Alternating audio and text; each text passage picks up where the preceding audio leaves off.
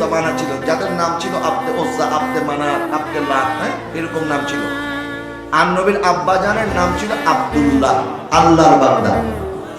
যারা বলেন না সুবহানাল্লাহ।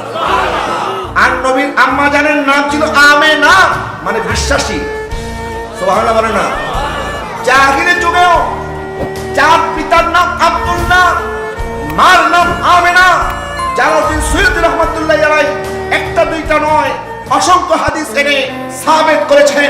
শুধু নবীর আব্বা আম্মা নয়, নবীর বাবা থেকে শুরু করে বাবা আদম আলাইহিস সালাম পর্যন্ত যত পুরুষ আছে, নবীর মা থেকে শুরু করে হযরত মা হাওয়া আলাইহিস সালাম পর্যন্ত যত নারী আছে, প্রত্যেকে ঈমানদার এবং আল্লাহর বান্দা বান্দিনী ছিলেন। যারা বলেন সুবহানাল্লাহ।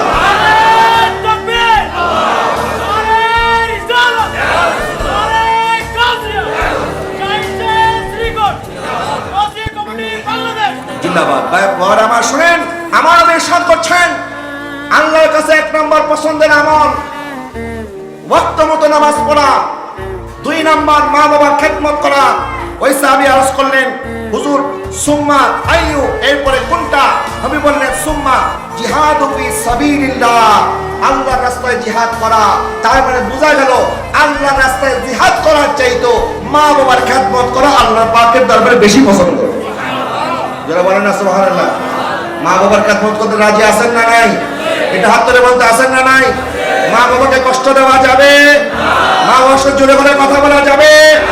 মা বাবার সাথে অন্যায় করা যাবে?